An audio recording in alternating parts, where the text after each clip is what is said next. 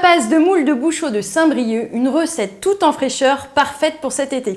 Allez, je commence tout de suite à les trier. Donc, on va vérifier celle-là un petit peu ouverte. Il suffit juste de donner une petite tape sur la coquille. Si elle se referme, c'est que c'est bon. Quand il y a un petit filament comme ça, on tire dessus parce que c'est franchement pas très agréable sous la dent. Allez, une petite dernière. Hop, c'est bon. Je vais les rincer rapidement sous l'eau froide. Alors, ces moules mytilimaires proviennent de la baie de Saint-Brieuc. On y trouve une réserve absolument extraordinaire. Il y a 100 km de pieux où sont élevés donc, ces moules de Bouchot. Alors, pour les cuire, un peu de vin blanc. Hop, je vais le porter tout de suite à ébullition. Une feuille de laurier pour parfumer le tout. Alors, les moules, toujours une règle, on ne va pas trop les cuire. Belle petite moule de Saint-Brieuc. L'important, c'est de bien couvrir. Je passe tout de suite à ma sauce. Un citron vert, donc toujours bien le rouler sous la paume de la main pour en extraire au maximum le jus. Je vais mettre uniquement la moitié de mon citron, 3 cuillères d'huile d'olive, un petit peu de sel, un petit peu de poivre. Et là, je vais vous sortir ma petite cuillère magique qui émulsionne en 2 secondes ma vinaigrette. Et voilà, c'est parfait. Donc je vais tout de suite passer à mon ail. On enlève le germe, ça apporte de l'amertume, c'est vraiment pas agréable. Voilà. Et je vais jouer ma feignante, je vais prendre un presse-ail. Alors maintenant, je vais passer à mon oignon rouge.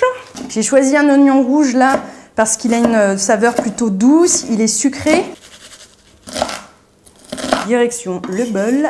Alors, un petit poivron jaune.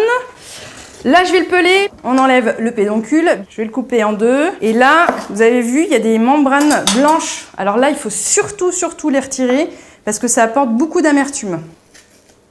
Là, on va travailler sur des tout petits dés. Mon poivron est terminé. Alors, je vais tout de suite voir où en sont les moules. Super, elles sont vertes. Donc, je vais les égoutter pour les faire refroidir.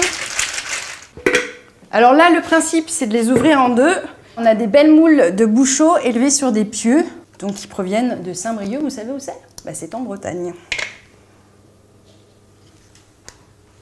Allez, la petite dernière, direction le réfrigérateur. On va terminer notre petite sauce à base de légumes. Donc ma tomate, je vais juste lui enlever la pulpe et les graines. On va les couper en tout petits dés. Direction le bol. Oh, c'est super, ces couleurs, du rouge, du jaune, l'ail, ça sent bon. Et on va rajouter un petit peu de vert avec le persil. Donc toujours les herbes, n'oubliez pas, on les travaille à la fin. Sinon elles risquent de noircir, de s'oxyder. Autant en profiter des vraies saveurs du persil. Et voilà, mon persil est bien haché. Allez, je vais tout de suite retrouver mes moules. Comment sont-elles? Est-ce qu'elles ont bien refroidi? Super, bien fraîches. Regardez, elles sont d'une belle couleur. Des moules savoureuses, bien tendres. Idéales pour une recette toute fraîche pour cet été. Alors là, un tapas qu'on peut servir en entrée. À l'apéritif, on peut tout imaginer.